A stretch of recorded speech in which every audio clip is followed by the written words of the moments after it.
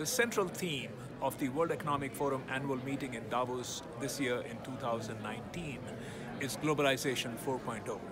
So what is Globalization 4.0? For me, it's a very interesting subject because I've been studying and writing about globalization for about 30 years. So, if you look at the march of globalization, the Globalization 1.0 was actually the globalization of, in search of markets, which is, looking for new markets like the British East India Company or looking for resources.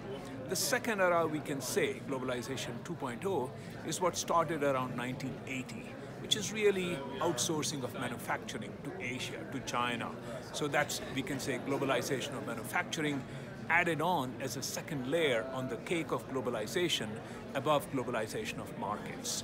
The third layer on that cake was the globalization of R&D that took place starting from around 1990, which is really companies like Microsoft and others, IBM, building R&D centers, GE, not just in their home countries at the headquarters, but in other places around the world.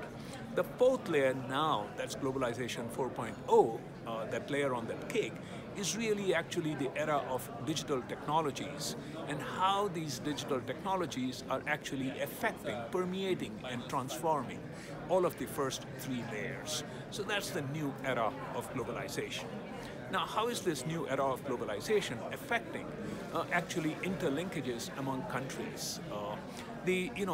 Many analysts, including, in fact, The Economist, just the latest issue, misinterpret what's happening in terms of globalization and call it really the transformation of globalization, as Economist puts it, into slobalization. I think that's absolute and total baloney. What has happened is that global connectedness is actually not only strong, it's becoming stronger. But global connectedness by trade in goods is the one that's slowing down. But the increasing connectedness is by investment, by capital, by movement of know-how, by movement of data. So it's really connectedness by data rather than connectedness by goods, by trade in goods.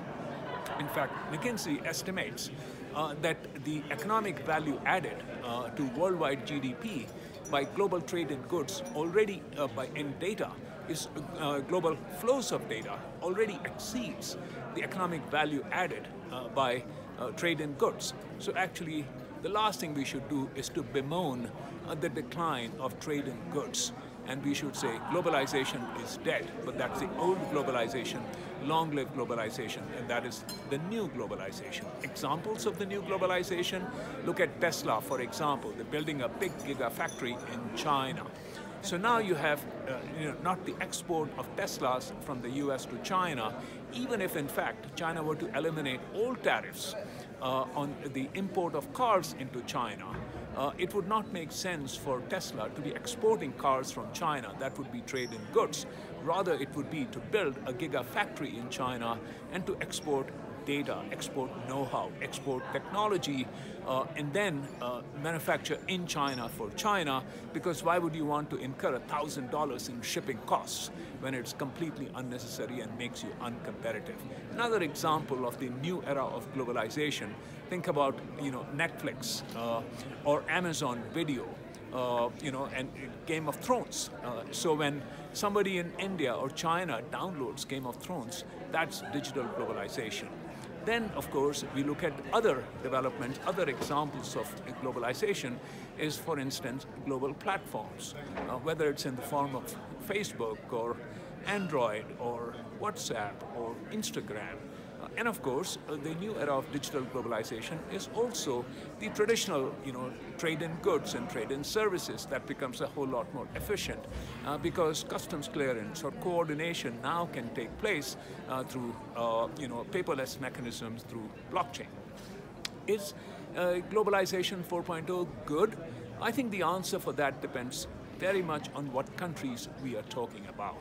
Because, if we take the rich economies, in the rich economies you're talking about slow growth, and then what happens is that in the new era of Globalization 4.0, the returns to knowledge and the returns to people who create that knowledge become very high. So you have superstar firms with superstar employees who are paid like crazy, but the returns to labor go down.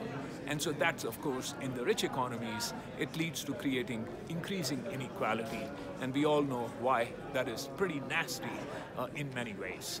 On the other hand, if you look at emerging markets, developing economies, there the vast chunk of the population has historically been actually unconnected to the financial sector, to education, to healthcare, and so on. And as that bottom of the pyramid or even the middle of the pyramid gets connected now to the rest of the world, gets connected to the online education, gets connected to telemedicine, and healthcare apps gets connected to fintech apps, then suddenly actually the world opens up for those hundreds of millions of people in emerging markets.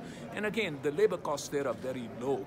So therefore, it will be quite some time before AI can begin to substitute in a big way for what labor can do. So I think, on the whole, the Globalization 4.0, it's a net plus for the global economy because, hey, 80% of the world population lives in emerging markets and 40% of the world's GDP is in emerging markets. But at the same time, Globalization 4.0 is not necessarily good for all countries, and it's particularly, let's say, important and with pluses and minuses for different segments of society, for the rich economies, that every one of us has to watch out for and try to do something to counter the nasty effects.